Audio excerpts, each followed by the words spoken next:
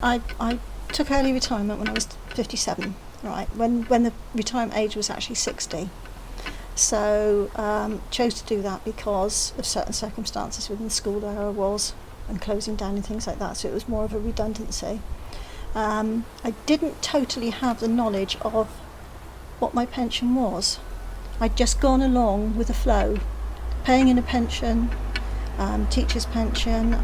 I didn't pay when I took time off with the children, because that was 9 years, because there was no maternity leave, so you just left. So I did have a gap, and for that gap I did pay a voluntary contribution extra. Didn't really know what I was doing or anything like that, no advice, just went along with the flow. So that's my background on pensions until now.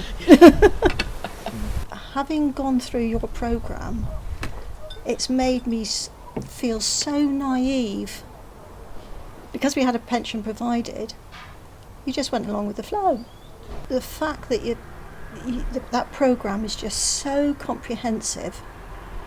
If I had had that in the beginning, the ability to go through that programme very slowly and at my own pace, and then the questions at the end, and you think, help, no, I need to go and read that again, actually focused me, really.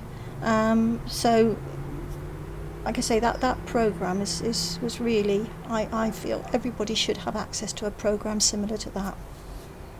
Yeah, and I enjoyed the challenge of the quiz at the end, because it, like I say, it just proved how much I'd actually taken in.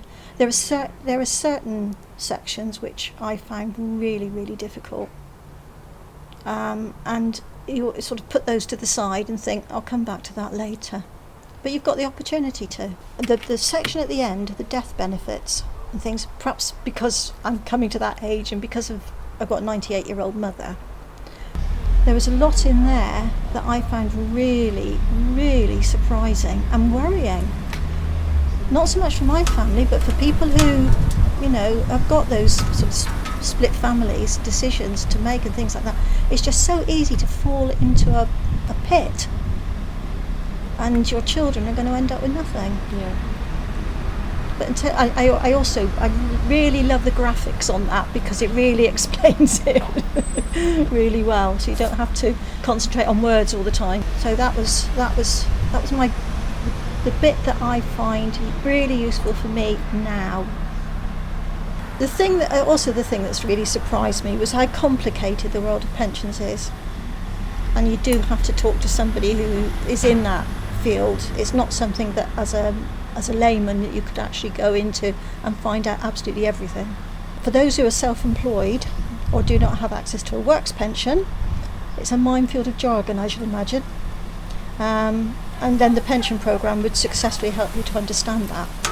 The fact of being able to ask questions personally as well, and getting answers so that you can actually make it personable to you, I thought was, sort of really good.